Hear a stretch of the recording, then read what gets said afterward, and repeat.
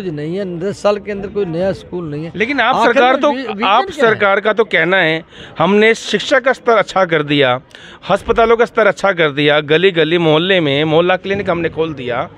तो और अभी कुछ समय पहले ही ललन टॉप पे दिल्ली के प्रदेश अध्यक्ष भाजपा पार्टी के मनोज तिवारी जी ने साफ साफ कहा कि जो जो आम आदमी पार्टी कर रही है हम उससे 5 गुना करके देंगे। यानी कि अगर आम आदमी पार्टी 200 यूनिट फ्री बिजली कर रही है तो हम 5 गुना करके देंगे। अगर 2100 जीतने पर आम आदमी पार्टी करेगी तो हम महिलाओं को 10,000 देंगे। ऐसा मनोज तिवारी जी ने अभी कुछ समय ललन टॉप पर ये टिप्पणी दी है। नमस्कार, मैं हूँ इस समय उत्तम नगर के अंदर और चुनावी माहौल ऐसा बना हुआ है कि त्रिकोणीय चुनाव। हर किसी का कहना यही है कि इस बार आम आदमी पार्टी या कांग्रेस या भाजपा।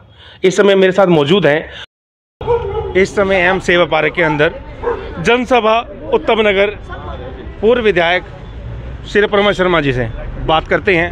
नमस्कार सर, इस समय त्रिकोणीय चुनाव हो चुका है, हर देश की नज़र इस त्रिकोणीय चुनाव दिल्ली की राजधानी के ऊपर। क्या है ऐसी बात, क्या है ऐसा खास जिस पर भाजपा अपने मैनिफेस्टो के ऊपर आम आदमी पार्टी या कांग्रेस पे भारी पड़ेगी?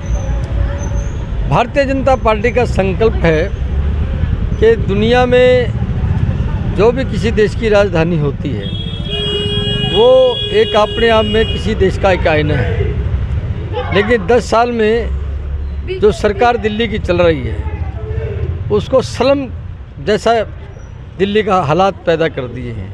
ना पीने का पानी है, ना निकलने का रास्ता है, ना ही सीवर की कोई कनेक्शन है।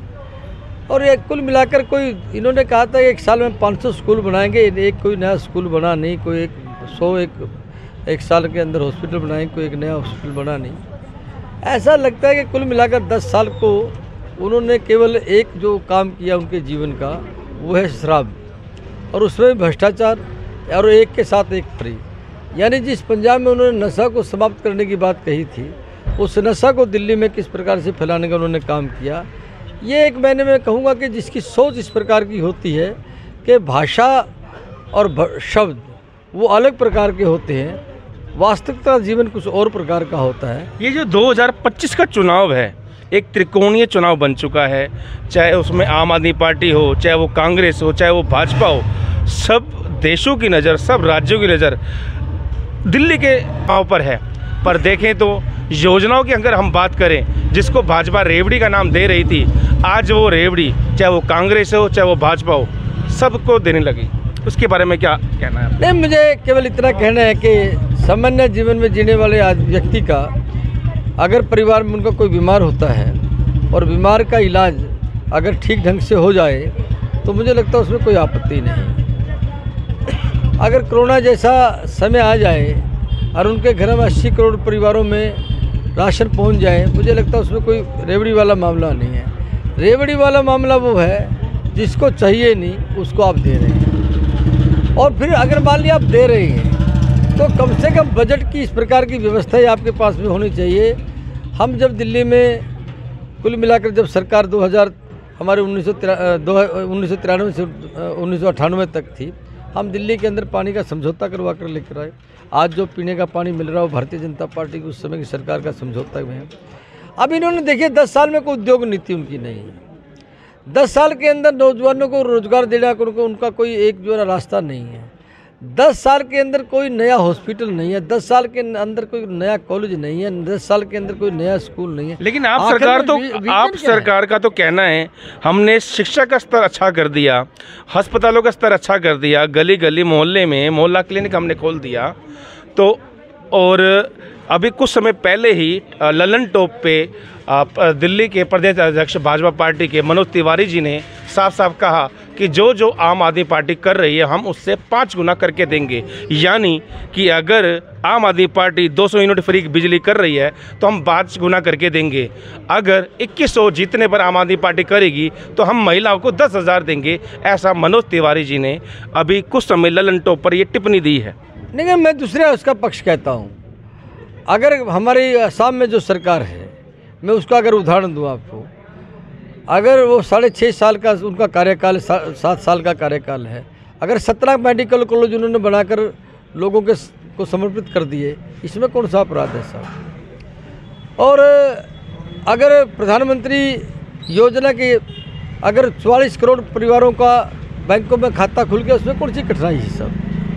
अगर सामान्य जीवन में जीने वाला व्यक्ति का घर के अंदर शौचालय बन गया, उसमें क्या दिक्कत की बात है साहब? पीने का आज 14.5 करोड़ 15 करोड़ परिवारों में जहां पानी पहुंचने की उम्मीद नहीं थी, अगर वहां पानी पहुंच गया तो उसमें क्या कठिनाई है साहब? भारतीय जनता पार्टी का सोचना, भारतीय जनता पार्टी का विचार करना और भारतीय जनता पार्टी की वर्किंग देश के यशस्वी प्रधानमंत्री नरेंद्र मोदी जी बहुत लंबा सोच कर करते हैं, और उसके कारण से हम योजनाओं को जिस प्रकार के चीज़ों को लेकर जाते हैं वो सामान्य जीवन में ज़रूरत की चीज़ें हैं। पीने का पानी सामान्य ज़रूरत है जी। आज अगर मान लिया दिल्ली उसी प्रकार से बनी रहती जिस प्रकार से धौला कुआं पर जो है ना 2.5-3 घंटे का जाम लगा रहता था, अगर उसमें एक बार धौला कुआं से निकलने के बाद जयपुर पहुंचने में 2.5 घंटे लगते हैं, तो इसमें मुझे लगता है खुशी होनी चाहिए। और 13 घंटे में अगर बाई रोड अगर मान ली मुंबई में पहुंच जाते तो उसमें हमें लगता है खुशी होनी चाहिए। तो ये जो विकास है, भारतीय जनता पार्टी विकास की चर्चा करती है, उसके साथ रेवड़ी जैसे शब्दों को जोड़ा नहीं जा सकता। इसके लिए अगर आप छोटी छोटी चीज़ों का भी अगर अनुभव करेंगे, बेटियों को पढ़ने की योजना का मामला है, बच्चों को वजीफा देने के मामला है, नए स्कूल भवन बनाने का मामला है, नए विश्वविद्यालय बनाने का मामला है।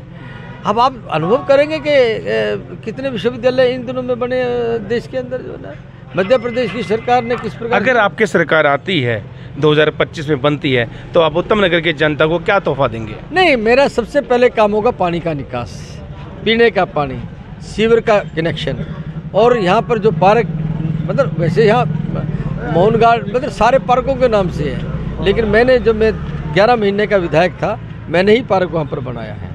और उसी प्रकार से बिंदापुर में भी जो एक पार्क का निर्माण हुआ है उसी समय में हुआ है। मैं केवल इतनी बात कहना चाहता हूँ, जो मूलभूत समस्याएं यहाँ की है, आने जाने का आप अवरोधक इतने खड़े हैं कि एक जगह से दूसरी जगह जाने के लिए पौना घंटा लग जाता है। परवेश वर्मा जी के बारे में क्या कहना है? अभी शरेआम उन्होंने, सिरसा जी ने भी 1100 रुपये बांटे और सिरसा जी ने भी वहीं जूते। उसके आरोप पे आरोप जो विपक्ष है लगाया जा रहा है कि अगर कांग्रेस हो या आम आदमी पार्टी हो अगर ऐसा कार्य करती तो उस पर ईडी या सीबीआई की कार्रवाई स्टार्ट हो जाती, बशर्ते परवेश वर्मा या सिरसा जी जो मजेंद्र जी हैं उन पे किसी प्रकार की कार्रवाई नहीं हुई। मैं तो उत्तम नगर विधानसभा के सब मतदाताओं से मिलने में व्यस्त हूँ, और आप इन पर ध्यान नहीं दे रहे। मैं केवल इस बात का ध्यान दे रहा हूँ कि उत्तम नगर का विकास कैसे हो। ये जो गंदगी से भरा हुआ सारा जो क्षेत्र है, इसकी जो मूल जो समस्या है कि सांस लेने में जिनको दिक्कत हो रही है, वो आगे आने वाले समय में 5 तारीख के बाद जो चुनाव का परिणाम आएगा, 2/3 की बहुमत भारतीय जनता पार्टी की सरकार बनेगी। क्या तोहफा देंगे आप उत्तम नगर की जनता को? मैंने ये कहा कि ये जो जितनी समस्याएं हैं, इन समस्याओं को दूर करके जो उत्तम नगर किसी ने नाम किस रूप में रखा होगा मेरी, उसमें भाजपा पार्टी ने तो मैनिफेस्टो में बना दिए, अब आपके मैनिफेस्टो क्या होंगे? मैंने बताया, मैं लगातार बोल ही रहा हूँ कि मेरे यही है कि पढ़ने के लिए अच्छा स्कूल होना चाहिए, आने जाने के सीधे रास्ते होने चाहिए, पानी का निकास होना चाहिए, कूड़ा करकट से दूर होना चाहिए, जो अवरोधक बने हुए हैं यातायात के वो साफ़ सुथरे होने चाहिए, और जो लोगों की मूलभूत जो समस्याएं हैं उन समस्याओं को लोगों के सामने निकालकर उनको सुविधा किस प्रकार से दी जा सकती है, इस ओर हम आगे बढ़ेंगे। बहुत बहुत धन्यवाद। बड़े शब्दों में छोटे सी पवन शर्मा जी ने यही बात करी कि जो भी रुके हुए कार्य हैं, सेवक पार्क हो या मोहन गार्डन हो या उत्तम नगर हो या उत्तम नगर में कोई भी ऐसा कोना हो, जाम की समस्या या नए स्कूलों की जो समस्या जो अभी तक आम आदमी पार्टी हो या कांग्रेस पार्टियों ने नहीं करी, चाहे वो अस्पताल हो चाहे एक भी नहीं बनाया, वो भी किसी भी कार्य भी जो भी रुका हुआ कार्य हुआ किसी भी हाल में वो किया जाएगा। जुड़े रहे हमारे से, देखते रहे न्यूज़ हेडलाइंस से शर्मा। इस समय हमारे साथ पवन शर्मा जी, आप अपनी राय जरूर दीजिए। इस बार आपकी सोच क्या कहती है? इस बार आम आदमी पार्टी, कांग्रेस या फिर भाजपा? जुड़े रहे हमारे, धन्यवाद आपका।